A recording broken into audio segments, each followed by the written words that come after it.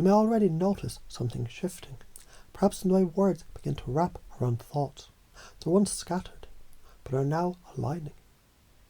And maybe it's strange how, even before you fully understand what's changing, something already has. Because when a person begins to focus on combining all the following ideas, beliefs, concepts, and begins to install them, not as something to try, but as the new baseline, the default operating system, something powerful happens. And maybe you've already felt it before, that sense of quiet confidence that comes not from pretending, but from remembering who you already were. You see, when a child learns to walk, they never question falling. They stumble with joy, with curiosity. They move towards pleasure naturally. That's the same part of you that already knows there's no need to expect being attacked. Because even if you were, wouldn't it be strange if the exact version of you who could handle it already existed, calm, powerful, unshakable? So as you begin to remember that now, you can begin to enjoy, deeply enjoy, how the more you take your power back, yes, take back your frame, the calmer you are. And the more calm you are, the more present you become. And the more present you are, the more joy seeps into every moment. And the more joy you allow, the more fun you naturally have. And the more you play, the more you flow. And people might wonder how you're doing that. You might wonder too. Because it wasn't something you added to yourself.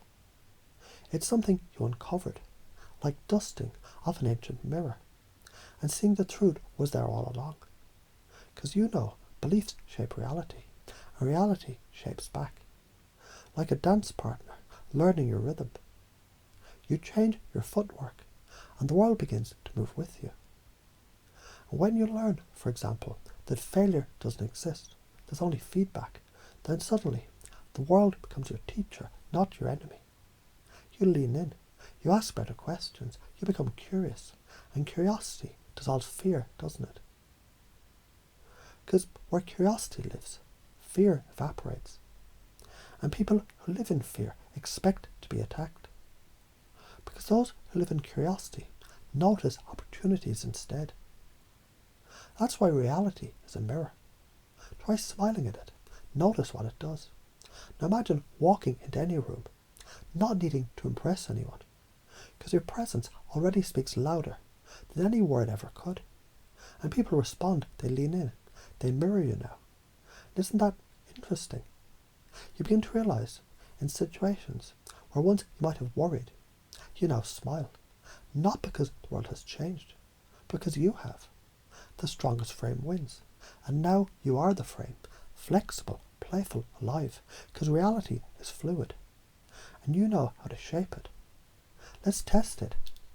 Think of a challenge that you used to face. Now shift the frame. What if that challenge was the exact catalyst that would create the strength that you needed to access the life that you now desire? That's right. It's funny how people often wait for permission until they realize permission isn't given, it's taken. When you commit fully, opportunity has no choice but to respond. Because the universe rewards boldness, and boldness is simply self-approval in action. You don't need to be perfect. You just need to move. Because momentum trumps perfection. And movement creates clarity. Like turning on a light in a dark room.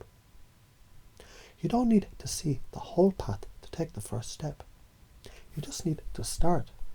And when you do, your energy becomes magnetic. You attract people, not by chasing them, but by becoming the one they already want to follow. Because confidence speaks in silence.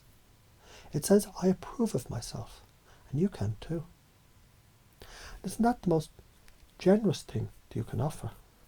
Because people, they want to feel seen, heard, and understood. When you look at them and see not what they are, but what they can become, they feel it. They lean in. They drop the mask. Because authenticity is attractive and playfulness is power. And now, as you let these beliefs take root, at the level where habits are born and identity is shaped. You might notice how effortlessly this starts to become your new normal. The calm, the certainty, the quiet power that doesn't need to shout. You're not on edge anymore. Why would you be? You've stopped rehearsing catastrophe and started practicing miracles. Because even in the unknown, even in the chaos, you remember, you're more than capable of handling it. Not from a place of force, but of flow. When you feel fear, you thank it, you feel it, and then you use it, you alchemize it, because that is what emotional mastery does. It listens, then it leads. And the more you allow all of this to settle in, deeply, unconsciously, naturally, the more it becomes not something you remember to do, but something you can't forget. Because this is your new operating system. This is your new reality. And the more you live it, the more the world responds. You don't need to try. You just need to be. So now you know. And even if part of you wants to keep learning how, another part already has.